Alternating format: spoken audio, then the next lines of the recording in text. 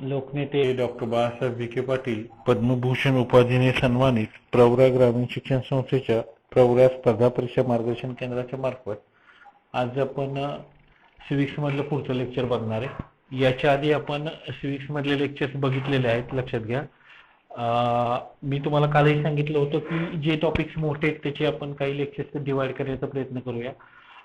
Particularly लॉकडाऊनच्या पिरियडला आपण जे काही लेक्चर्स आहेत ते सर्वांना फ्री ऑफ कॉस्टच प्रोव्हाइड करतोय। लॉकडाऊन संपल्यानंतर आपले ऑफलाईन लेक्चर्स चालू होतील किंवा ऑनलाईन ज्यावेळेला चालू होतील, ज्यावेळेला आपण रिस्ट्रिक्शन्स आणू त्यावेळेला मी तशी कल्पना देईन।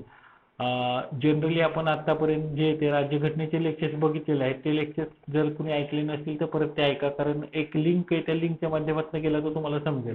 अचानक कुठल्याही टॉपिक्स काढून लेक्चर्स ऐकणं हे योग्य ठरत नाही। दुसरी गोष्ट असते की बऱ्याच विद्यार्थ्यांचं मत असतं की पुस्तकं कोणती वाचायची ते आम्हाला कम्युनिकेट करा। तर मी परत सांगतो की बेसिक पुस्तकं जे आता नवीन बॅच आहे त्यांच्यासाठी की बेसिक 5वी ते 10वीची पुस्तकं जी विज्ञानाची, भूगोलाची आणि इतिहासाची ही सुरुवातीला वाचून घ्या आणि त्याच्यानंतर तो बेस साधारणतः ॲडव्हान्स बुक्स कोणती आहेत आणि कोणती वाचावीत या संदर्भात मी तुम्हाला यादी देईन। तसेच आपल्या अभ्यासिकेमध्ये आणि लायब्ररीमध्ये जी काही पुस्तकं आहेत बेसिक ॲडव्हान्समध्ये ती तुम्हाला प्रोव्हाइड केली जातील। ती फार कमी कॉस्टमध्ये आपण तुम्हाला प्रोव्हाइड करतो। जर तुम्हाला कोणतीही शंका असेल तर you can call me on 9359825676 या क्रमांकावर, किंवा आपला टेलिग्राम चॅनल आहे PRS MPSC 2 यालाही तुम्ही जॉईन होऊ शकता। आजपासून टेलिग्राम चॅनलला मी थोडं करंट अफेअर्स जास्त कव्हर करण्याचा प्रयत्न करणार आहे। या दृष्टिकोनातून आपण आज सिविक्सचं किंवा जे लेक्चर आहे पर्टिक्युलरली पुढचे ते आपण सुरू करू। ठीक आहे, पुढे नागरिकशास्त्राचं लेक्चर आहे, लेक्चर क्रमांक 8 मूलभूत अधिकार भाग 2 समानतेचा अधिकार, कलम 14 ते 18 मध्ये अधिकाराचा नमूद आहे। मग नागरिकशास्त्राविषयी कुठं कुठं तुम्हाला उपयोगी होऊ शकतो तर राज्यसेवेची जी पूर्व परीक्षा आहे तिथं 30 गुणाला पर्टिक्युलरली जे आहे ते 15 प्रश्न येतात आणि त्याला 30 गुणाला राज्य नागरिकशास्त्राचा भाग आहे तिथं तुम्हाला या लेक्चरचा उपयोग होऊ शकतो। तसंच केंद्रीय लोकसेवा आयोगामार्फत ज्या काही परीक्षा कंडक्ट केल्या जातात तसंच त्या ठिकाणी साधारणतः जे वेटेज आहे ते 30 ते 40 मार्काचं सिविक्सचं वेटेज आहे, त्या ठिकाणी तुम्हाला हा भाग उपयोगी पडू शकतो। राज्यसेवेची जी मुख्य परीक्षा आहे पर्टिक्युलरली त्या ठिकाणी जो पेपर 2 आहे जनरल स्टडीजचा त्या ठिकाणी 95 प्रश्न येतात, त्याला 95 गुण आहेत। याचंही लेक्चर मी अपलोड केलेलं आहे, कुठले पेपर्स आहेत आणि त्या दृष्टिकोनातून, तर तेही तुम्ही तिथे जाऊन पहा। या ठिकाणी सुद्धा तुम्हाला या लेक्चरचा उपयोग होऊ शकतो। संयुक्त पूर्व परीक्षा जी असते पर्टिक्युलरली 3 पदांसाठी घेतली जाते, sale tax inspector, police sub inspector आणि assistant sale tax assistant section officer ASO या 3 पदांसाठी घेतले जाते। त्या ठिकाणी 15 प्रश्न येतात, त्या ठिकाणी जे 15 प्रश्न येतात त्या ठिकाणी तुम्हाला उपयोग होऊ शकतो। त्याचप्रमाणे ग्रुप सी ची जी एक्झाम असते MPSC ची त्या ठिकाणी सुद्धा सिविक्स 15 मार्काला आहे, त्या ठिकाणी या घटकाचा उपयोग होऊ शकतो। सहाय्यक कक्ष अधिकारी जी ह्या परीक्षेची मुख्य परीक्षा असते त्या ठिकाणी 110 मार्काला जी आहे ते परीक्षा प्रश्न आहेत, पर्टिक्युलरली गुण आहेत ते नागरिकशास्त्र आहेत, त्यात 55 प्रश्न येतात, त्या ठिकाणी तुम्हाला या घटकाचा उपयोग होऊ शकतो। त्याचप्रमाणे केंद्र शासन राज्य शासनामार्फत ज्या काही परीक्षा कंडक्ट केल्या जातात ज्यामध्ये सिविक्स हा विषय असतो तर त्या ठिकाणी या घटकाचा उपयोग होऊ शकतो। पर्टिक्युलरली आपण आज डिटेलमध्ये समानतेचा अधिकार बघणार आहे। मी तुम्हाला सांगितलं की तुमची तलाठी भरतीची असेल, पोलीस भरतीची परीक्षा असेल, स्टाफ सिलेक्शन असेल, GD ची परीक्षा असेल, यात तुम्हाला या घटकाचा उपयोग होईल। त्याला सुपरफिशियल परीक्षा असतात, पण जसं तुम्ही क्लास 1 क्लास 2 चा तसं डीप होऊ शकतो। मग डीप अभ्यास केलेला चांगला की सुपरफिशियल परीक्षांना पण तुम्हाला ते नॉलेज उपयोगी पडतं। त्या दृष्टिकोनातून आपण प्रिपेअर करावे। प्रिपेअर करताना जी परीक्षा करणार आहे त्याची एक वरच्या पातळीची जी परीक्षा असते, वरची पातळी असते, त्या दृष्टीने प्रिपरेशन्स करा, मग त्या परीक्षेला तुम्ही निश्चितच यश प्राप्त करू शकता। आपला जो अभ्यासक्रम असेल तो UPSC ची जी सिव्हिल सर्व्हिस असेल त्या दृष्टीने नॉलेज असेल ते कुठल्याही परीक्षेला खालचे तुम्हाला उपयोगी पडू शकेल। ठीक आहे, आता लक्षात घ्या 14 ते 18 काल आपण बघितलं होतं की जे मूळ राज्यघटनेमध्ये 7 मूलभूत अधिकार होते आणि त्याच्यानंतर 44व्या घटना दुरुस्तीने 1978 साली मालमत्तेचा अधिकार काढून टाकला, त्यामुळे आता मूळ राज्यघटनेमध्ये 6 मूलभूत अधिकार आहेत। हे 6 मूलभूत अधिकारातला पहिला जो मूलभूत अधिकार आहे तो म्हणजे समानतेचा अधिकार, त्याच्याशी संबंधित कलम आहेत 14 ते 18 हे आपण कालच्या मूलभूत अधिकार भाग 1 लेक्चरला बघितलेलं आहे। आज आपण पुढचं लेक्चर बघणार आहे, त्यातलं कलम 14 जे आहे ते कायद्यासमोर समानता किंवा कायद्याचे समान संरक्षण म्हणजेच basically equality before law and equal protection of law याच्याशी निगडीत कलम आहे। लक्षात घ्या, भारताच्या कोणत्याही भूप्रदेशात राज्य कोणालाही कायद्यासमोर समानता आणि कायदा चे समान संरक्षण म्हणजे equality before law and equal protection of law हे नाकारणार नाही. आता हा अधिकार कुणाला आहे पर्टिक्युलरली? दोघांनाही, भारतातल्या नागरिकांनाही आणि विदेशी नागरिकांनाही. त्याचप्रमाणे लिगल ज्या व्यक्ती आहेत म्हणजे कुठल्या कंपनी किंवा कॉर्पोरेशन्स, महामंडळ किंवा कंपनी किंवा ज्या रजिस्टर्ड सोसायटीज आहेत या सगळ्यांना हा कायदा लागू पडतो. म्हणजे समजा त्या दृष्टिकोनातून प्रश्न आला तर आता ह्या दोन कन्सेप्ट क्लिअर करा की कायद्यासमोर समानता आणि कायद्याची समानता म्हणतात.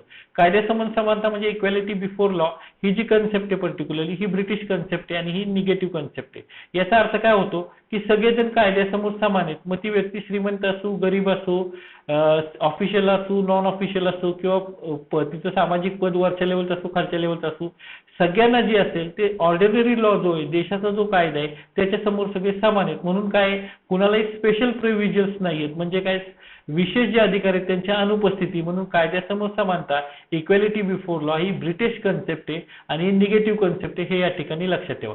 दुसरी गोष्ट याच कलमातली म्हणजे काय कायद्यासमोर समान संरक्षण that is equal protection of law. तर ही मूळ कन्सेप्ट अमेरिकेची आणि ती सकारात्मक संपन्न. म्हणजे काय कायदा अंमलात येत असताना किंवा तो लागू पडत असताना जे नागरिक समान परिस्थितीत आहेत त्यांना तो समान प्रकारे लागू पडेल आणि जे अनइक्वल पोझिशन मध्ये आहेत त्यांना तो अनइक्वली लागू पडेल. म्हणजे ते बेसिकली लक्षात घ्या. म्हणजे काय समजा लक्षात घ्या की एक आर्थिक जर आपण एक निकष लावला तर आता आपण बघतो की ओबीसी साठी आरक्षणासाठी क्रीमी लेअरची मर्यादा असते. म्हणजे काय होतं जे क्रीमी लेअर मध्ये मोडतात पर्टिक्युलरली त्यांना आरक्षण आहे, त्यांना ओपन मध्ये घ्यायचं. म्हणजे ओपन मध्ये जातात पर्टिक्युलरली त्यांना ज्यावेळेला मेरिट ठरलं तर त्या ओपनचं मेरिट वेगळं ठरलं जातं. म्हणजे का ते समान परिस्थितीत आहेत.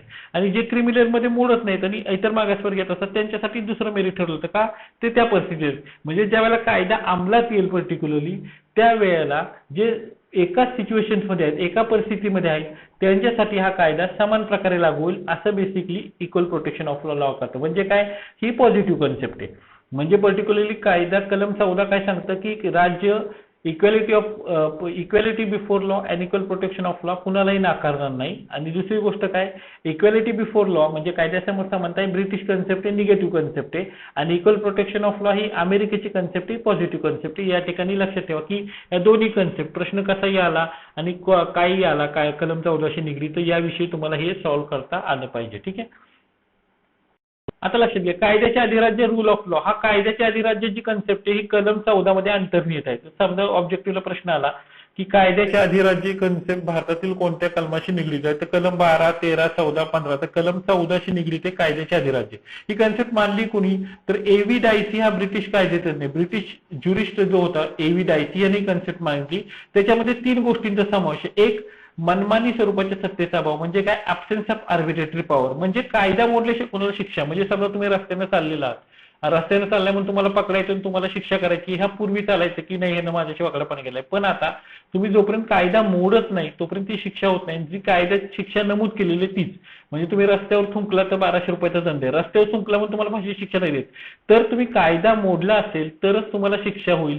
म्हणजे जे कोणी सत्तेत आहेत, अधिकारात आहेत, राज्यात आहेत त्यांच्या जी काही पॉवर असेल त्या पॉवरला मर्यादित करणं म्हणून मनमानी स्वरूपाचा अभाव हे रूल ऑफ लॉ किंवा कायद्याचे अधिराज्य याचं पहिलं तत्व आहे. दुसरं म्हणजे काय कायद्यासमोर समानता दॅट इज इक्वल सब्जेक्ट. म्हणजे काय सगळेजण इक्वॅलिटी बिफोर लॉ म्हणजे सगळे सिटीजन्स मग ते श्रीमंत असू, गरीब असू, कोणत्याही जातीचे असू यांच्या समोर कायद्यासमोर समानता असेल. कायद्याच्या पेक्षा कोणी सर्वश्रेष्ठ नसेल हे आपण कलम 14 मध्ये बघितलेलं आहे. दुसरी गोष्ट म्हणजे व्यक्तीच्या अधिकारांची प्राथमिकता म्हणजे काय प्रायमसी ऑफ इंडिव्हिज्युअल राईट्स. हे काय सांगतं कलम की सुप्रीम कोर्ट ज्याप्रमाणे सांगेल की हे व्यक्तीचे मूलभूत अधिकार आहेत त्याचप्रमाणे ते त्यानुसार कॉन्स्टिट्यूशन असेल आणि बेसिकली त्यानुसार व्यक्तीच्या अधिकारांची प्राथमिकता असेल. म्हणजेच सुप्रीम कोर्ट हा घटनेचा स्रोत असेल रादर दॅन की घटना स्रोत असेल. आता हे पर्टिक्युलरली काय ही कन्सेप्ट कुणी मांडली एव्ही डायसीने मांडलेली. ती कुठे मांडली ब्रिटनमध्ये मांडलेली.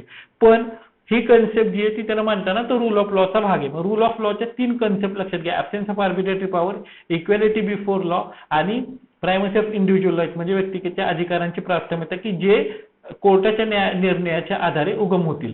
तर ह्या बेसिकली ह्या कन्सेप्ट 14 मध्ये जे अंतर्निहित यातले 2 कन्सेप्ट पहिल्या 2 कुठल्या ऍब्सेन्स ऑफ आर्बिट्रेटरी पॉवर आणि इक्वल सब्जेक्शन ऑफ लॉ किंवा इक्वॅलिटी बिफोर लॉ या भारतीय राज्यघटनेत आढळतात. तिसरी आढळत नाही का भारताच्या राज्यघटनेतच नमूद केलेले. आपण ज्यावेळेला हा चॅप्टर बघितलेला आहे ऍक्च्युली राज्यघटनेच्या वैशिष्ट्यामध्ये त्यावेळी तुम्हाला तिथं लक्षात आलं असेल की पर्टिक्युलरली जर तुम्ही हे केलं असेल तर की ब्रिटनची राज्यघटना अलिखित आहे, म्हणजे तिथं असं नाही की राज्यघटनेत हे मूलभूत अधिकार नमूद केले. तर समजा एखाद्या व्यक्तीला वाटलं की नाही माझा हा मूलभूत अधिकार, तर तो कोर्टात जातो, कोर्ट निर्णय देतो की हा अधिकार आहे का नाही त्याचा, की व्यक्तीचा अधिकार आहे का नाही, मग त्यानुसार तिथं ठरतं. भारतात तसं नाही.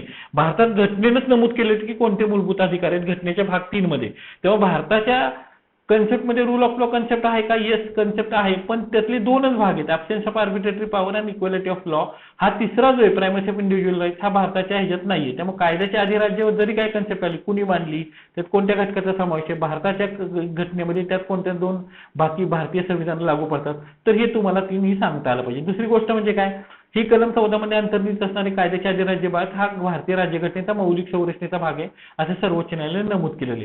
आता मौलिक संरचना काय, त्याच्याशी निगडीत भाग कोणते, तर हे मी तुम्हाला लेक्चर सेपरेट अपलोड केलेलं आहे, तुम्हाला समजावून सांगितलेलं. त्या ठिकाणी जाऊन बघा. त्या ठिकाणच्या ज्या केसेस आहेत, शंकरी प्रसाद केस असेल, गोलकनाथ केस असेल, त्याच्यानंतर तुमची केशवानंद भारती खटला असेल, त्या संदर्भातल्या सगळ्या केस त्या तिथं तुम्हाला नमूद केलेलं आहे. ते इथं उद्धृत करण्याची परत काही मला आवश्यकता वाटत नाही. त्यामुळे एव्हीडायसी, रूल ऑफ लॉ कन्सेप्ट, त्याचे 3 पॅरामीटर्स आणि त्या 3 पॅरामीटर्सले भारतीय राज्यघटनेत कुठलं आणि हा बेसिक स्ट्रक्चरचा भाग आहे, एवढं फक्त या ठिकाणी लक्षात ठेवा. ठीक आहे. पुढे आता कलम 14 आपण बघितलं, समानतेचा म्हणजे इक्वॅलिटी बिफोर लॉ आणि इक्वल प्रोटेक्शन ऑफ लॉ. याला काही अपवाद आहेत का? येस, याला अपवाद आहे.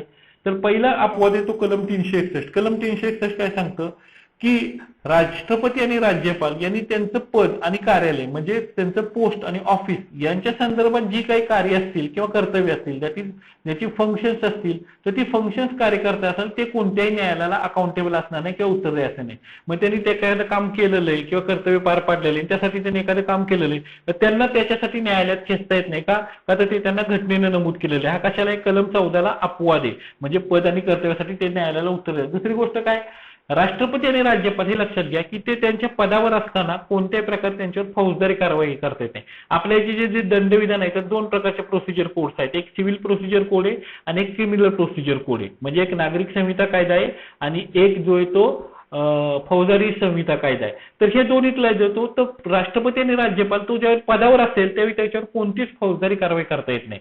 दुसरी गोष्ट काय, राष्ट्रपती आणि राज्यपाल पदावर असताना त्यांच्यावर कोणतेही अटकेचे आदेश काढता येत नाही. म्हणजे कुठल्याही ऑफिसरना नाही अटकेचा आदेश काढल्या कोर्टानं असं होणार नाही ते जर पदावर असतील तर. म्हणजे बेसिकली क्रिमिनल प्रोसिजर पासून ते इम्युन आहे. दुसरी गोष्ट म्हणजे काय, त्यांनी पदभार घेण्यापूर्वी किंवा पदभार घेतल्यानंतर त्यांनी वैयक्तिक बाबतीत काय काम केलं असेल तर त्यांच्यावर नागरी स्वरूपाचा जी असेल ती कारवाई होऊ शकते. मात्र ती कधी होऊ शकते?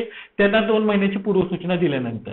म्हणजे नागरी स्वरूपाची कारवाई होऊ शकते, फौजदारी स्वरूपाची कार्यवाही होऊ शकत नाही. नागरी स्वरूपाची कार्यवाही ती वैयक्तिक बाबतीत होऊ शकते, ऑफिशियल बाबतीत होऊ शकत नाही. वैयक्तिक बाबतीतची त्यांनी पदभार स्वीकारण्यापूर्वी आणि पदभार स्वीकारल्यानंतरही होऊ शकते. मात्र त्यासाठी त्यांना 2 महिन्याची कालावधी लक्षात ठेवा, 2 महिन्याची पूर्वसूचना द्यावी लागते. या ठिकाणी लक्षात ठेवा. कलम 361A नुसार काय पर्टिक्युलरली, तर आता हे अपवाद 4 लक्षात ठेवा. 361 खाली 361 खाली काय, संसद असते किंवा राज्य कायदेमंडळ असेल, याच्यात जी काही कार्यवाही चालली आहे किंवा जे काही कार्य तिथं काय जो काही कारभार चाललेला आहे याचं खरंच जे स्वरूप आहे किंवा खरं वृत्त असेल तर ते न्यूजपेपरच्या माध्यमातून, रेडिओच्या माध्यमातून, टेलिव्हिजनच्या माध्यमातून जर कोणी प्रसिद्ध केलं तर कोणत्या व्यक्तीचं त्यासाठी नागरिक किंवा फौजदारी कारवाई करता येत नाही. हा पण 314व्या कलमाला अपवाद आहे, जे आपण आता सांगितलं. कायद्यासमोर समानता आणि कायदा सगळ्यांना समान लागू होतो, हे दोन्ही लक्षात ठेवा. याच्यावर प्रश्न विचारले गेलेले आहेत आणि विचारलेही जातील पुढे. ठीक आहे. पुढे पुढची गोष्ट कलम 105 काय सांगतो, संसद किंवा संसद सदस्यांचे विशेषाधिकार. म्हणजे संसदेत एखाद्या सदस्याने किंवा संसदेच्या ज्या काही विविध समिती असतात त्याच्यासमोर एखाद्या व्यक्तीनं काही मत व्यक्त केलं किंवा त्यानं त्याच्याबद्दल काही वक्तव्य केलं, काही कुणाला तिथं अपशब्द वापरले, तर त्यासाठी त्याला कोणत्याही न्यायालयात त्याच्यावर कारवाई करता येत नाही, हे लक्षात घ्या. म्हणजे 105 खाली काय, संसद म्हणजे राज्यसभा आणि लोकसभा यातला जो कोणी सदस्य असेल त्यांना संसदेत मी परत म्हणतो म्हणजे लोकसभेत, राज्यसभेत किंवा तिच्या समितीत काही मत प्रदर्शित केलं किंवा काही वक्तव्य केलं तर त्या संदर्भात ती कोणत्याही न्यायालयात अकाउंटेबल असत नाही. म्हणून हा पण कलम 105 जे संसद आणि संसदेचे विशेष अधिकार हा कलम 14ला अपवाद आहे. त्याचप्रमाणे कलम 194 हा सुद्धा अपवाद आहे. राज्य कायदेमंडळ जे असेल पर्टिक्युलरली म्हणजे विधानसभा, विधान परिषद आणि त्याचे समिती असतील तर त्याच्यात सुद्धा त्यातला जो सदस्य असेल त्यानं तिथं काही वक्तव्य केलं किंवा मत दिलं त्याच्या संदर्भात त्याच्या कारवाई होत नाही. म्हणजे कलम 194 नुसार राज्य कायदेमंडळ आणि राज्य कायदेमंडळाच्या समित्या त्यांचे विशेष अधिकार आहेत, त्यानुसार हा कलम 14ला अपवाद आहे. दुसरी गोष्ट कलम 14 कलम 31C काय करतं, 39B आणि 19C या मार्गदर्शक तत्वांना परिणामात देतं, म्हणजे इम्प्लिमेंट करतं. मग कलम 39B आणि C हे कलम 31ला अपवाद आहे.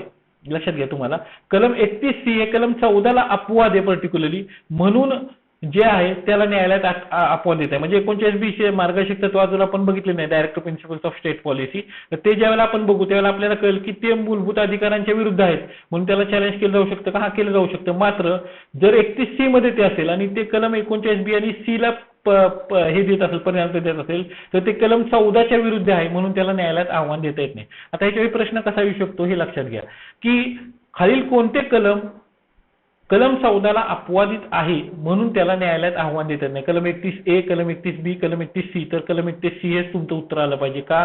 तर मी तुम्हाला कालही शिकवलेले, ज्याला मूलभूत अधिकार भाग 1 शिकवलेला आहे त्यावेळेला शिकवलेलं आहे, आणि ते परत जाऊन ऐकलं नसेल तर मात्र या ठिकाणी प्रश्न आला तर तसं उत्तर तुम्हाला दिलं पाहिजे. दुसरी गोष्ट काय, विदेशी प्रमुख, राजदूत यांच्या समोर सुद्धा नागरिक किंवा फौजदारी स्वरूपाची कारवाई करता येत नाही. म्हणजे जे भारतात विदेशी प्रमुख आहेत, नागरिक येत आहेत, ते हेड ऑफ द स्टेट असतील किंवा आपल्या इथे जे कॉन्सुलेट असतात, जसे आपल्या देशाचे राजदूत परदेशात काम करतात, परदेशातले राजदूत तिथं काम करतात, तर त्यांच्यावर सुद्धा कोणत्याही स्वरूपाची नागरिक किंवा फौजदारी स्वरूपाची कारवाई करता येत नाही. त्याचप्रमाणे जे काही इंटरनॅशनल ऑर्गनायझेशन्स आहेत, जसं संयुक्त राष्ट्र संघटना, युनायटेड नेशन्स ऑर्गनायझेशन्स आहेत, आणि त्याच्या काही ज्या अधिसत्ता आहेत, तर त्यांची जी माणसं इथे काम करतात त्यांच्यावर पण कुठल्याही स्वरूपाची नागरी आणि फौजदारी स्वरूपाची कारवाई करता येत नाही. म्हणजे या ठिकाणी लक्षात घ्या, कलम 14 आपण काय बघितलं, रूल ऑफ लॉ काय बघितलं, आणि कलम 14ला जे अपवाद आहेत ते बघितलं. या तिन्हीच्या अनुषंगाने काही प्रश्न आला तरी तुम्हाला तो सॉल्व्ह करता आला पाहिजे.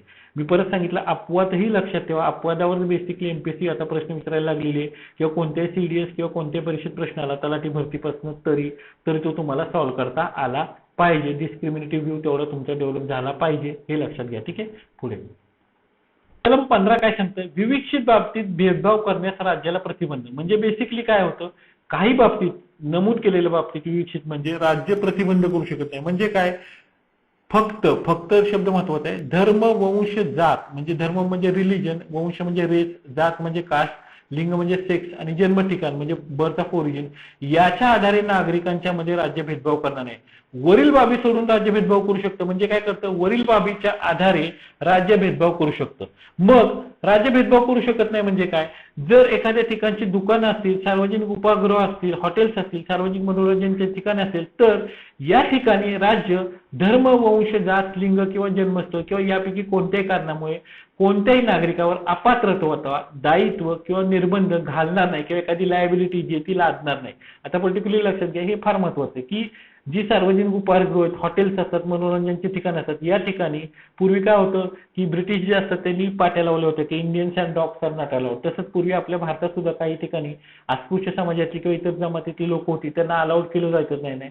तर हे या कलमानं काय केलेलं, त्याला प्रतिबंध केलेला. दुसरी गोष्ट काय, राज्याच्याच निधीतून पूर्णपणे किंवा न्यून स्वरूपात चालवल्या जाणाऱ्या किंवा सार्वजनिक उपयोगासाठी समर्पित केलेल्या जी काही विहिरी असतील, तलाव असतील, स्नानघाट असतील, रस्ते असतील किंवा सार्वजनिक विश्रांतीची ठिकाण असतील, रिसॉर्ट असतील, या बाबतीत सुद्धा या आधारे म्हणजे धर्म, वंश, जात आणि लिंग आणि जन्मस्थळ यांच्या आधारे पर्टिक्युलरली व्यक्तीला प्रतिबंध करता येणार नाही. मग काय करतं यातलं, राज्य भेदभाव करणार नाही कशात, दुकानं, सार्वजनिक ठिकाणी. आणि काय करतं, राज्य आणि खाजगी व्यक्ती, म्हणजे खाजगी व्यक्तीचं एखादं दुकान असेल, स्विमिंग टँक असेल किंवा रिसॉर्ट असेल, तर ते सगळ्यांना त्यांनी उपयोगी केलं असेल सगळ्या लोकांसाठी, तर त्यालाही प्रतिबंध करता येणार नाही. म्हणजे 14 मध्ये पूर्वीच्या काही जे काही निर्बंध होते ते करून इक्वॅलिटी प्रस्थापित करण्याचा प्रयत्न 15व्या कलमामध्ये जे तो केलेला आहे. तर हे कलम लक्षात ठेवा. यात काय आहे त्या बाबतीत लक्षात ठेवा. आहे तसं वाक्य विचारलं तरी तुम्हाला सांगता आलं पाहिजे, त्याच्यातनं डिटेल गेलं तरी तुम्हाला सांगता आलं पाहिजे, कोणत्या अटीच्या आधारे भेदभाव करणार नाही हे तुम्हाला सांगता आलं पाहिजे. पुढे आता वरील जो 15 कलम आहे त्याला अपवाद आहे. काय 15(3) काय सांगतं, महिला आणि बालक, म्हणजे महिला आणि बालक यांच्यासाठी विशेष तरतूद करण्यापासून राज्याला प्रतिबंध करणार नाही. म्हणजे राज्य समजा स्थानिक स्वराज्य संस्थांत महिलांना आरक्षण दिलं, हा तर काय होतं, पूर्वी महिलांना जे ते तो अधिकार दिला नव्हता आणि महिला ज्या त्या इलेक्शनला जास्त उभ्या राहिल्या नव्हत्या, तेव्हा महिलांचं प्रतिनिधित्व कमी, म्हणून राज्य ते तरतूद करू शकतं. बालक जास्त ते वीक असतं, दुसऱ्यावर डिपेंड असतं. मग अशा बालकांसाठी काही विशेष तरतुदी राज्याला करायचं असतील, काही कायदे करायचे असतील, काही धोरणं करायची असतील, तर वरील कलम त्याला अपवाद ठरतं म्हणून नाही, तर त्याला भेदभाव करू शकतो. का, धर्म, वंशाच्या आधारे भेदभाव तुम्ही म्हणतात, लिंगाच्या आधारे करणार नाही, मग तुम्ही महिलांना का प्रोत्साहित करतात, म्हणून अपवाद दिले. 15(3) काय सांगतं की महिला आणि बालक यांच्यासाठी जर राज्याला काही विशेष तरतुदी करायची असतील तर राज्याला अपवाद करता येत नाही. दुसरी गोष्ट काय, सामाजिक आणि शैक्षणिक दृष्ट्या मागास व्यक्ती असतील, लक्षात घ्या, तर त्यांच्यासाठी विशेष काही तरतूद करायची असेल, बरोबर आहे, त्यांच्या उन्नतीसाठी, प्रगतीसाठी, त्यांच्या ऍडव्हान्समेंटसाठी ही तरतूद करायची असेल तर हे कलम म्हणजे कुठलं कलम, कलम 15 आणि कलम 29(2) काय ते आपण बघणार आहे. तर ह्यासाठी तरतूद करण्यासाठी राज्य संस्थेला कुणी प्रतिबंधित करू शकत नाही. ही तरतूद ओरिजिनल घटनेत होती का, नव्हती. ती कधी इंट्रोड्यूस केली गेली, 1951 साली पहिली घटना दुरुस्ती करून इंट्रोड्यूस केली गेली. म्हणून पर्टिक्युलरली हेही लक्षात ठेवा की सामाजिक आणि शैक्षणिकदृष्ट्या मागास जे जाती आहेत, अनुसूचित जाती जमाती, यांच्या शैक्षणिक त्यांच्या प्रगतीसाठी, या ऍडव्हान्समेंटसाठी राज्य हे तरतूद करू शकतं, त्याला हे कलम प्रतिबंधित करू शकत नाही. दुसरी गोष्ट म्हणजे काय, तर ज्या काही शैक्षणिक संस्था आहेत, मग त्या खाजगी असो, सरकारी असो, निमसरकारी असो, यांच्यामध्ये जर प्रवेश घ्यायचा असेल तर या प्रवेशांच्या बाबतीत जे आहे त्यासाठी कायदा करण्यासाठी हे कलम राज्याला प्रतिबंधित करू शकत नाही. मात्र या संस्थांना कुठल्या संस्थांना वगळलेलं आहे, अल्पसंख्याक शिक्षण संस्था आहेत, म्हणजे ज्या मुस्लिमांच्या असतील, ज्या जैनांच्या असतील, ज्या शिखांच्या असतील, का हे वर्ग काय म्हणलेले भारतात अल्पसंख्याक वर्ग आहेत. अल्पसंख्याक कोण आहे आपण नंतरच्या लेक्चरला बघणार आहोत. पर्टिक्युलरली ही तरतूद म्हणजे काय, तर तुम्ही जे ऍडमिशन घेता शैक्षणिक संस्थांमध्ये, हे ऍडमिशन घेताना आता तुम्ही जे बघता ते जे तुम्हाला तरतूद आहे ते खासगी असेल किंवा शैक्षणिक संस्था असतील, तर यासाठी ही तरतूद इंट्रोड्यूस केलेली आहे. ही तरतूद मूळ घटनेत होती का, नव्हती. ती कुठे इंट्रोड्यूस केली गेली, तर 93वी घटना दुरुस्ती 2005 साली. 2005 साली 93 घटना दुरुस्ती का केली, तर त्यावेळी PI इनामदार म्हणून एक केस आली होती. त्या सुप्रीम कोर्टाने असा निर्णय दिला होता की खाजगी शिक्षण संस्थांना प्रवेशासाठी आरक्षणाची तरतूद लागू होणार नाही. मग त्या दृष्टिकोनातून सरकारनं हा कायदा केला की खाजगी शिक्षण संस्थांमध्ये सुद्धा, पर्टिक्युलरली सरकारच्या मदत किंवा मदतीशिवाय चालणाऱ्या शिक्षण संस्थांमध्ये सुद्धा आरक्षणाचा तरतूद ही जी बेसिकली सामाजिक शैक्षणिकदृष्ट्या मागासवर्गीयांसाठी लागू पडेल आणि त्यासाठी हा कायदा करण्यात आला. पर्टिक्युलरली लक्षात घ्या, म्हणून पर्टिक्युलरली जे ते हे कलम महत्वाचं, हे कलम 15(3), 15(4), 15(5) ही 3 कलम मी आता तुम्हाला समजावली, लक्षात ठेवण्याचा प्रयत्न करा पुढे. आता जी आता रिसेंटची 103वी घटना दुरुस्ती झाली, त्यानं 15(6) मध्ये 2 कलम ऍड केली, 15(6)A आणि 15(6)B. तर 15(6)A काय सांगतं की जे आर्थिकदृष्ट्या वर्क आपण काय बघितलं, सामाजिक आणि शैक्षणिकदृष्ट्या कमकुवत आहेत त्यांच्यासाठी. 15(6) काय सांगतं, जे आर्थिकदृष्ट्या कमकुवत आहेत त्यांच्यासाठी विशेष तरतुदी ऍडव्हान्समेंटसाठी, म्हणजे त्यांना फी मध्ये सवलत देणं किंवा त्यांना काहीतरी अनुदान देणं, ह्या तरतुदी करण्यासाठी बेसिकली राज्य सरकारला राज्याला कोणी प्रतिबंध करणार, राज्याला म्हणजे कोण, केंद्र सरकार, राज्य सरकार, स्थानिक स्वराज्य संस्था. दुसरी गोष्ट 15(6)B काय सांगतं, ज्या राज्यातली शैक्षणिक संस्था आहेत बेसिकली, म्हणजे केंद्रातल्या राज्यातल्या कुठल्या असतील त्या, तर त्या शैक्षणिक संस्थांमध्ये प्रवेशासाठी पर्टिक्युलरली आर्थिकदृष्ट्या मागासवर्गीयांसाठी राज्य सरकार कायदा करू शकतं आणि कायदा करण्यासाठी पर्टिक्युलरली हे कलम किंवा कुठले 30 मधले अंतर्गत असणारे तरतूद जे आहे ते पर्टिक्युलरली ह्याला प्रतिबंध करणार नाहीत. मात्र यात कुठल्या संस्थांचा समावेश नसणार, तर अल्पसंख्याकांच्या शिक्षण संस्थांचा जे आहेत त्यांचा समावेश नसणार आहे. मग बेसिकली 15(6) आणि 15(6) आहे जे आर्थिकदृष्ट्यासाठी ऍडव्हान्समेंटसाठी कायदा करणं आणि आर्थिकदृष्ट्या जे प्रवेश आहेत त्यांच्यासाठी तरतूद करणं राज्य सरकार करू शकतं. मात्र त्यातनं अपवाद कोणी, अल्पसंख्याक शिक्षण संस्था, ज्या मुस्लिमांच्या असतील, जैनांच्या असतील, शिखांच्या असतील, बौद्धांच्या असतील, त्यांच्यासाठी ज्या संस्था असतात त्यांना प्रतिबंध करण्यात आलेला नाहीये, या ठिकाणी लक्षात ठेवा. कारण काय, हा बेसिकली अपवाद आहे. जसं 14 मध्ये आपण अपवाद बघितलं, तसं इथं 103 घटना दुरुस्तीनं काय केले, काय ऍडिशन केलेले हे लक्षात घ्यावं. आणि आरक्षणाची मर्यादा किती केलेली आहे, 10% केलेली आहे. ठीक आहे, पुढे आता सार्वजनिक नोकरीत समानतेची संधी, कलम 16, equality of opportunity in the matter of public employment. समजा प्रश्न आला की सार्वजनिक नोकरीत समानतेची संधी हे कोणतं कलम आहे, तर कलम 16 आहे. लक्षात घ्या, सार्वजनिक नोकरीच्या बाबतीत म्हणजे त्यातले आणि सार्वजनिक पदांच्या नियुक्तीच्या बाबतीत, म्हणजे नोकरी असेल तर एम्प्लॉयमेंटच्या बाबतीत आणि त्यातल्या पोस्टच्या बाबतीत सर्व भारतीय नागरिकांना, हे कलम कुणाला लागू आहे, फक्त भारतीय लागू. 15 आणि 16 फक्त भारतीय नागरिकांना लागू आहे, आपण बघितलेलं आहे. तर समान संधी दिली जाईल. म्हणजे सार्वजनिक नोकरीत समानतेची संधी देताना राज्य धर्माच्या आधारे, वंशाच्या आधारे, जातीच्या आधारे, लिंगाच्या आधारे, कुळाच्या आधारे, जन्म ठिकाणच्या आधारे आणि निवासाच्या ठिकाणी, या ठिकाणी म्हणजे तुम्ही आता राहताय तिथं, तुम्ही जन्मलाय कुठं नाही, आता जिथं राहताय तिथनं पण तुम्हाला भेदभाव करणार नाही असं आहे. पूर्वीच्या क्रायटेरियात निवासाचं ठिकाण नव्हतं, पण ह्यात नमूद आहे 15 मध्ये निवासाचं ठिकाण नाही. त्यामुळे त्या आधारे काय प्रश्न विचारला तर तोही तुम्हाला सॉल्व्ह करता आला पाहिजे. मात्र काही स्थानिक स्वराज्य संस्थातील केंद्रशासित प्रदेशातील राज्यांचे एखाद्या सेवेसाठी किंवा नियुक्तीसाठी केंद्र सरकार कायदा करून, म्हणजे संसद कायदा करून वास्तव्याची अट जी आहे ती नमूद करू शकतं. लक्षात आलं तुम्हाला, वास्तव्याची म्हणजे प्लेस ऑफ रेसिडेन्सी नमूद करू शकतं. असा कायदा संसदेने 57 साली केला होता, तो 74 साली संपुष्टात आला, तो परत संसदेने केलेला नाही. त्यामुळे आंध्र प्रदेश आणि तेलंगणा सोडलं तर अशी तरतूद कोणत्याही राज्यात नाही की तुमची वास्तव्याची अट जी असेल तर ती तुमच्यात कुठेही नमूद नाही, म्हणजे डोमेसाईलचं सर्टिफिकेट. हा विषय इथे लक्षात घ्या. दुसरी गोष्ट काय ह्यात 1516 मध्ये की राज्यात तर मागासवर्गीय नागरिकांना म्हणजे सामाजिक जर विशेष प्रतिनिधित्व नसेल, म्हणजे त्यांचं प्रपोर्शनल प्रेझेंटेशन नसेल, तर त्यांच्यामध्ये पदासाठी म्हणजे पोस्टसाठी आणि अपॉइंटमेंटसाठी आरक्षणाची तरतूद करण्यासाठी राज्य करू शकतं. म्हणजे जे आता एसटी, एसटी आणि ओबीसी यांना जे सार्वजनिक नोकरीमध्ये, सरकारच्या नोकरीमध्ये जे काय आरक्षणाची तरतूद आहे, ती तरतूद जी आहे ती ह्या 16(4) दिलेली आहे. लक्षात घ्या. का? त्यांचं पुरेसं प्रतिनिधित्व नाहीये. 16(4) मध्ये ज्यांचं प्रतिनिधित्व नाहीये त्यांना तरतूद करण्यासाठी हे म्हणजे 16(4) हे कलम महत्वाचं आहे. का?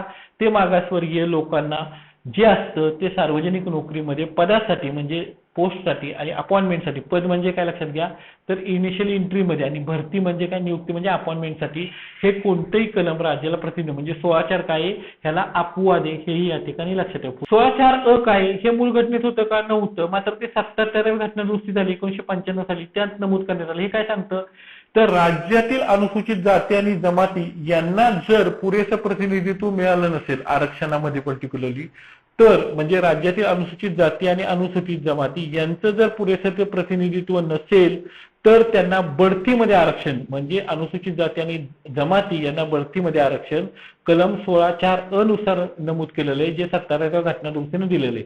आणि कलम 4 काय सांगतं, 81व्या घटना दुरुस्ती 2000 साली झालेली, कलम 4 आणि कलम 4 नुसार भरती झाली नसेल, म्हणजे पर्टिक्युलरली लक्षात घ्या, वर अनुसूचित जाती जमातींना आरक्षण दिलेलं आहे. मात्र एखाद्या वेळेला असं झालं की अनुसूचित जमातीच्या तेवढ्या जागा भरल्या नाहीत, तर समजा 100 जागा असतील आणि 25 जागा भरल्या गेल्या नाही, तर पुढच्या वर्षी जागा भरताना हा ज्या 25 जागा असतील ह्या वेगळ्या कन्सिडर केल्या असेल, ते आरक्षण तसंच राहील. पुढच्या जागेत आरक्षण होतं त्या जागा त्यात मिक्स केल्या जाणार नाही. म्हणजे तो जो बॅकलॉग भरला गेला नाही तो बॅकलॉग वेगळा अनुशेष म्हणून वेगळा असेल, तो त्याच पदात एकत्रित मोजले जाणार नाहीत. हे 81व्या घटना दुरुस्तीने निश्चित केलं, जी 2004 साली केली. म्हणजे 81व्या घटना दुरुस्तीने 4 बाहेर केलं. आणि अनुसूचित जाती जमातींना भरतीसाठी जे आरक्षण दिलं त्याच्यासाठी जी सेवा ज्येष्ठ जाती असेल ती 1995 पासून मोजली जाईल. म्हणजे को सिक्वेन्शियल सेनॉरिटी लागू करण्यात आली. कधी? 1995 पासून.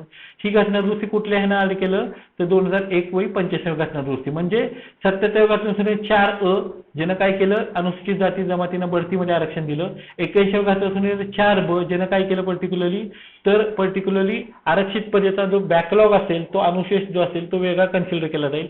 आणि 85व्या घटना दुरुस्तीने काय केलं 2001 साली, तर 4(ए) पुनर्स्थापित केलं. म्हणजे आरक्षणासाठी सेवा ज्येष्ठताचं तत्व जे ते लागू केलं. हे तिन्ही लक्षात ठेवा. याच्यावर प्रश्न येतात, विचारले गेले तर तुम्हाला सॉल्व्ह करता येतील. जर तुम्हाला काही शंका असेल तर तुम्ही मला फोन करा की सर हे समजलं नाही, मला समजावून सांगा. म्हणजे काय असतं, अनुशेष काय असतो, त्याचा पुढच्या कॅटलॉग म्हणजे कसं गणना केली जात नाही, मग आरक्षण कसं लागू केलं जातं ते.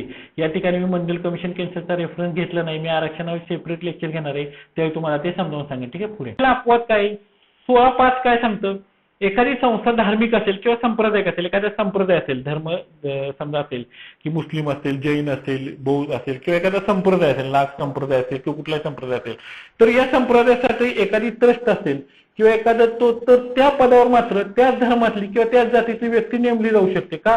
तर तिथे धर्मासाठी स्थापन केलं. म्हणजे अपवाद आहे. म्हणजे मुस्लिम धर्माच्यासाठी एखादा मदरसा असेल, त्यातलं एखादं पद असेल तर त्यासाठी मुस्लिम जमातीतलीच व्यक्ती, तिथे हिंदू व्यक्ती नेमली जाणार नाही.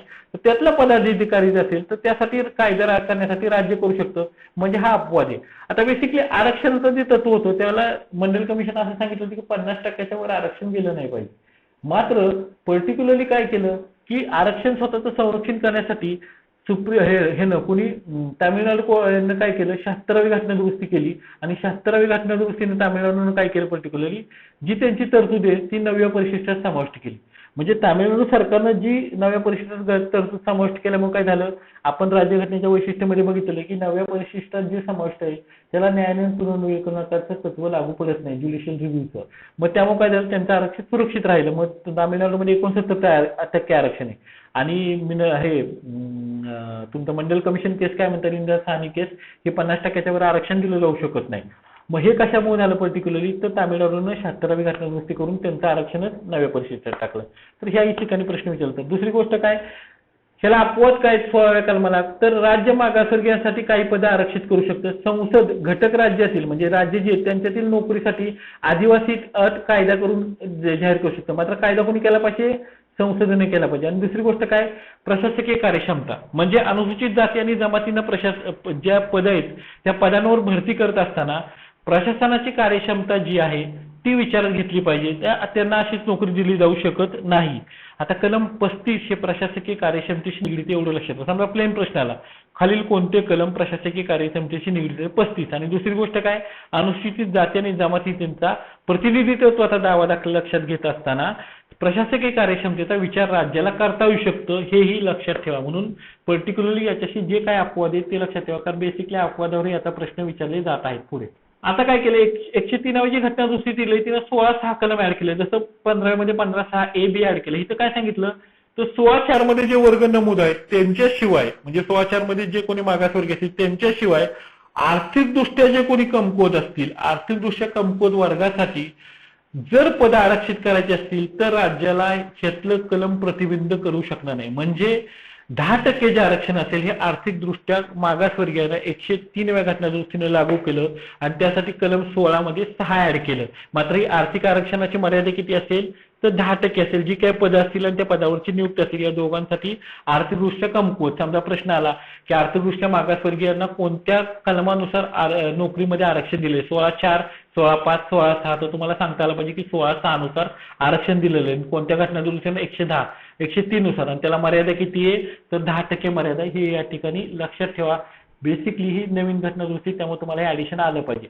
मंडल कमिशन, नागराज केस, आत्ताची रिसेंट मराठा आरक्षण केस मी एखाद्या नमूद केलेल्या नाहीयेत. या केस मी नंतर तुम्हाला एक्सप्लेन करेल. ज्या ठिकाणी एक्सप्लेन करेल त्या ठिकाणी तुम्हाला त्या समजून येतील. ठीक आहे. पुढे कलम 17 अस्पृश्यता निवारण. कलम 17 लक्षात घ्या. बेसिकली काय, अस्पृश्यता किंवा त्यांचे कोणत्या स्वरूपात प्रकटीकरण प्रतिबंध केलेलं आहे आणि अस्पृश्यता स्वरूप कोणत्या स्वरूपात प्रकट केलेलं किंवा कोणती अपात्रता लावली तर तो कायद्यानुसार गुन्हा आहे. पूर्वीच्या काही अस्पृश्य असतील, एससी असतील, एनटी असतील यांना प्रत्यंत त्रास दिले लोकांनी आणि ब्राह्मण वर्ग किंवा क्षत्रिय वर्ग होता यांनी यांच्यावर बरेचसे निर्बंध लादले होते. त्यांना नोकरीमध्ये प्रवेश नव्हता. मात्र कलम 17 काय केलं, अस्पृश्यता नष्ट केली आणि ऍब्सोल्यूट आर्टिकल आहे, म्हणजे निरपेक्ष आर्टिकल, म्हणजे काय याला कोणताही अपवाद नाही. आपण 15व्या आर्टिकल खाली बघितलं, 14व्या आर्टिकल बघितलं, 16व्या आर्टिकल काय बघितलं, प्रत्येक ठिकाणी अपवाद आहे. 17व्या आर्टिकलला कोणत्याही प्रकारे अपवाद नमूद नाही. म्हणून समजा प्रश्न आला की खाली कोणत्या आर्टिकल निरपेक्ष किंवा जे असेल ते अपवाद रहित आर्टिकल आहे ते कलम 17 आहे. आता अस्पृश्यता कुठेही घटनेत कुठेही व्याख्या नाही. मात्र या कायद्याला परिणाम करता, आता इथं काय म्हणलेलं आहे, अस्पृश्यते मूळ निर्माणावर अपात्र असेल तर तो कायद्यानं गुन्हा आहे. आता गुन्हा आहे म्हणल्यावर त्याला शिक्षा असेल तर गुन्ह्यातल्या काय तरतुदी आहेत, कसा गुन्हा ठरेल, त्यासाठी कायदा करण्याचा अधिकार कुणाला आहे तर पर्टिक्युलरली संसदेला. संसदे यानुसार कायदा केला का, हा केला 1955 साली अस्पृश्यता अनटचॅबिलिटी ऑफेन्सेस ऍक्ट केला आणि त्या कायद्यामध्ये 1970 साली सुधारणा केली. त्याचं नाव चेंज केलं. काय नाव केलं, नागरी हक्क संरक्षण कायदा केले गेलेले. आणि हा कायदा आपल्याला मुख्य परीक्षेला अभ्यासाला आहे, त्यामुळे त्या ठिकाणी आपण तो बघणार आहे. त्यामुळे इथं काही डिटेल करण्याची गरज नाही. पण तो कायदा किती साली केला, ज्या वेळेला सिटीजनशिप ऍक्ट केला त्याच दिवशी केला आणि त्याचं नाव काय, नागरी हक्क संरक्षण कायदा. हे कशासाठी आहे, अस्पृश्यता. अस्पृश्यता म्हणजे काय होतं त्याची व्याख्या ह्या कायद्यात केली आहे, घटनेत व्याख्या केलेली गेलेली नाहीये. आणि त्यांचं कुठल्याही स्वरूपात प्रगतीकरण करणं म्हणजे काय, एखाद्याला अस्पृश्य म्हणून हिणवणं, एखाद्या अस्पृश्य म्हणून त्याला प्रवेश न देणं, अस्पृश्यता म्हणून विविध अपात्रता लादणं, तर या स्वरूपात तो गुन्हा आहे आणि त्याच्यासाठी शिक्षा या कायद्यात नमूद केलेली. मात्र घटनेत कोणत्याही प्रकारे अस्पृश्यतेची व्याख्या केलेली नाही आणि हे कोणताही अपवाद नसणारा आर्टिकल आहे. म्हणून कलम 17 नुसार अस्पृश्यता नष्ट करण्यात आलेली हे या ठिकाणी लक्षात ठेवा, प्रश्न आला तर. ठीक आहे. पुढे 18 काय सांगतं तर पदव्यांची समाप्ती, अबॉलिशन ऑफ टायटल्स, म्हणजे ज्या पदव्या दिल्या जातात ह्या पदव्यांची समाप्ती करण्यात आलेली आहे. पूर्वीच्या काळी जहागीरदार, इनामदार, राव बहादूर, राजे, महाराजे अशा पदव्या दिल्या जाते. ह्यामुळे काय होतं, त्या व्यक्तीला एक प्रिव्हिलेज किंवा समाजात वेगळं स्थान निर्माण व्हायचं. मात्र भारत ज्या वेळेला स्वतंत्र झाला त्यावेळेला अशा सगळ्या पदव्या नष्ट केल्या गेल्या. म्हणजे राज्य भारतातील नागरिक किंवा विदेशी व्यक्ती यांना कोणतीही पदवी देणार नाही, कुठली पदवी सोडून लष्करी आणि शैक्षणिक.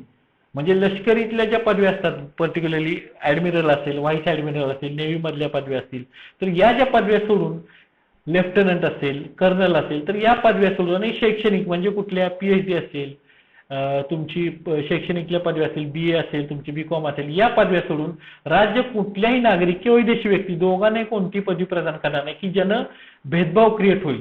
दुसरी गोष्ट याला हे काय, भारतीय नागरिक दुसऱ्या कुठल्याही राष्ट्राकडून कुठली पदवी स्वीकारणार नाही. म्हणजे दुसऱ्या राज्यानं किंवा राज्य पदवी दिली, महाराज पदवी दिली, राव बहादूर दिली तर भारतीय नागरिक स्वीकारणार नाही, म्हणजे त्याला भारतीय नागरिकाला प्रतिबंध आहे. दुसरी गोष्ट काय, भारताच्या सेवेत किंवा ट्रस्टमध्ये काम करणारी एखादी व्यक्ती असेल, लाभाचे पद धारण करणारी म्हणजे ऑफिस ऑफ प्रॉफिट, तर अशी व्यक्ती, परदेशी व्यक्ती अशी पदवी स्वीकारण्यासाठी राष्ट्रपतीची पूर्वपरवानगी म्हणजे राष्ट्रपतीची परमिशन असल्याशिवाय अशा व्यक्तीला पदवी स्वीकारता येणार नाही. म्हणजे इथं पदवी स्वीकारू शकते का? स्वीकारू शकते, मात्र त्याला राष्ट्रपतीची संमती लागते. दुसरी गोष्ट म्हणजे काय, भारताच्या सेवेमध्ये ट्रस्टमध्ये काम करणारे किंवा लाभाचं पद धारण करणारे म्हणजे ऑफिस ऑफ प्रॉफिट धारण करणारी एखादी भारतीय नागरिक किंवा परदेशी व्यक्ती राष्ट्रपतीच्या संमतीशिवाय इतर राष्ट्राकडून किंवा इतर राष्ट्रात कोणतीही भेटवस्तू म्हणजे एखादं गिफ्ट, मानधन किंवा एखादा पैसा किंवा पद स्वीकारणार नाही. म्हणजे जर एखादी व्यक्ती परदेशी नागरिक स्वीकारू शकते का? स्वीकारू शकते, मात्र जर ती भारताच्या सेवेत असेल, भारताच्या ट्रस्टमध्ये काम करत असेल तर अशी व्यक्ती कोणी स्वीकारणार नाही. भारताचा नागरिक तर स्वीकारू शकतच नाही का? आपण वरच्या कलमात नमूद केलेले. म्हणजे आता याच्यावर एक केस झाली होती की जे भारत सरकार पदव्या देतं, पुरस्कार देतं, भारतरत्न, पद्मश्री, पद्मभूषण, हे जे काय पद देतं, हे पद लोकचं त्यांचं असं म्हणणं होतं की जनता सरकारचं की ह्या पदांमुळे काय होतं, इनॅक्युलिटी क्रिएट होती. म्हणून त्यामुळे त्यांनी 1977 साली अवॉर्ड देणं बंद केलं होतं. मात्र परत इंदिरा गांधींनी सुरू केलं. ज्यावेळेस सुप्रीम कोर्टात याच्याविषयी केस गेली तेव्हा सुप्रीम कोर्ट काय म्हटलं की हे जे काही दिले जातात पुरस्कार, हे पुरस्कार दिले जातात का त्यांनी काहीतरी काम केलेलं आहे. जसं आता आपल्या डॉक्टर बाळासाहेब विखे पाटलांना पद्मभूषण पदवी दिली का दिली गेली, तर त्यांनी शैक्षणिक क्षेत्रामध्ये गरिबांसाठी काहीतरी काम केलेलं आहे आणि त्यामुळे त्यांची जी गुणवत्ता आहे ते रेकग्निशन. म्हणून सुप्रीम कोर्ट काय म्हणतं, मेरिट शुड बी रेकग्नाइज्ड. कुठलंही कलम 14 आणि 18 मधला आर्टिकल असं सांगत नाही की merit should not be discourage. मेरिटचं रेकग्निशन दिले पाहिजे, त्याला मान्यता दिली गेली पाहिजे आणि मान्यता देण्याचं काम जे असेल ते सरकार करू शकतं, त्याच्यामुळे भेदभाव होऊ शकत नाही. मात्र या पदव्यांचा वापर व्यक्तीनं समाजात वेगळं डिस्टिंक्शन निर्माण करण्यासाठी करू नये असं सुप्रीम कोर्टाचं मत होतं. म्हणून सुप्रीम कोर्ट म्हणतं की गुणवत्ता जी आहे त्याला पारितोषिक मिळालं पाहिजे. त्याला कलम 18 किंवा कलम 14-18 मधल्या कोणत्याही तरतुदी आहेत त्याला प्रतिबंध करत नाहीत. म्हणजे आपण या ठिकाणी आज लक्षात घ्या, 14 ते 18 मधले आर्टिकल बघितलं, त्यातलं 14वा आर्टिकल काय आहे, equality of protection, equal protection of law, कायद्यासमोर समानता, कायद्याचे समान संरक्षण. त्यातल्या 2 कन्सेप्ट, रूल ऑफ लॉ ही कन्सेप्ट बघितली, त्यातले 3 पॅरामीटर्स बघितले. त्याच्यानंतर त्याला जे अपवाद होते कलम 14ला ते बघितले, 361, 361A, 105, 194. त्याच्यानंतर जे विदेशी नागरिक आहेत राजू ते कलम 15 बघितलं, विशिष्ट ठिकाणी धर्म, वंश, जात, लिंग आणि जन्म ठिकाणी यांच्या आधारे प्रतिबंध म्हणजे सार्वजनिक पाणवठे असतील, सार्वजनिक विश्रांती ठिकाणी ते असेल. त्यानंतर त्याचे अपवाद बघितले. त्याच्यानंतर कलम 16 सार्वजनिक नोकरीमध्ये समानतेची संधी बघितली आणि त्याला असणारे अपवाद बघितले. त्याच्यानंतर 16(4)(अ) बघितला, 4(ब) बघितला. त्याच्यानंतर 103व्या घटना दुरुस्तीनं जे 16 मध्ये कलम 16(6)(a) आणि 16(6)(b) ऍड केलं ते बघितलं. 15 मध्ये जे कलम 15(a)(b) ऍड केलं ते बघितलं. 17वा ऍब्सोल्यूट कलम बघितलं. सिव्हिल राईट ऍक्ट काय ते बघितलं. 17व्या कलमामध्ये अस्पृश्यता नष्ट करण्यात हे बघितलं आणि 18व्या कलमामध्ये काय, पदव्यांची समानती म्हणजे अबॉलिशन ऑफ टायटल्स म्हणजे राज्य पदव्या देऊ शकतं, कोणत्या फक्त लष्करी आणि शैक्षणिक पदव्या देऊ शकतं, त्या सोडून कोणत्या पदव्या राज्य देऊ शकत नाही, अशा प्रकारे आपण बघितलं. कालच्या आर्टिकल आपण बघितलं होतं की मूलभूत अधिकार हे एकंदर मूळ घटनेमध्ये 7 होते. त्याच्यानंतर घटना दुरुस्ती करून ते 6 करण्यात आले आणि 6 अधिकारामधलं जो पहिलं कलम आहे ते 14 ते 18 ते आपण बघतोय का आपण डिफाईन करतोय. तर मी सांगितलं जे मोठे चॅप्टर्स आहेत ते 40 मिनिटाच्या लेक्चरमध्ये आपण डिफाईन करूया. याच्याशी निगडीत जे काही आर्टिकल्स आहेत ते पर्टिक्युलरली ते पुढे जे आर्टिकल 19 ते 22 आणि 23-24 हे आपण एकत्र बघणार आहे आणि त्याच्यानंतर मग हे असं 3 भागामध्ये आपण मूलभूत अधिकार संपवणार आहोत. लेक्चर परत ऐका, लिंक तोडू नका, पहिल्या लेक्चर पासून नीट ऐकत चला तर तुमची लिंक लागेल. जोपर्यंत लॉकडाऊन आहे ते आपण हे सगळ्यांना ओपन ठेवलेले, सगळ्यांना मोफत देतोय. स्पर्धा ज्यांनी ऍडमिशन घेतलं, रजिस्ट्रेशन केलेलं आहे त्यांना तुमच्या मित्रांनाही सांगा लेक्चर्स लिंक ठेवून ऐका, मी तुम्हाला त्याचा फायदा होईल. सलग अभ्यास करण्यापेक्षा रोज थोडा अभ्यास केला 2-3 तास तर तुम्ही निश्चित स्पर्धा परीक्षा क्रॅक करू शकता. हे लक्षात ठेवा. कोणती बुक्स वाचायची हे ज्या वेळेला मी एक लेक्चर त्याच्यासाठी सेपरेट घेईन, आपल्या अभ्यासक्रमामध्ये ते पुस्तकं नमूद आहे ती तुम्हाला तिथे उपलब्ध करून देण्यात येतील. फक्त शॉर्टमध्ये अभ्यास करू नका. जे करताय एक टॉपिक रोज करताय तो व्यवस्थित करा, निश्चित तुम्ही स्पर्धा परीक्षा क्रॅक करू शकाल. हे लेक्चर तुम्हाला स्पर्धा परीक्षा मार्गदर्शन केंद्राच्या मार्फत आपण उपलब्ध करून दिलं. मूलभूत अधिकार भाग 2 हे लेक्चर 8 होतं. पुढच्या वेळेला आपण पुढचा भाग या घटकातला बघूया. धन्यवाद.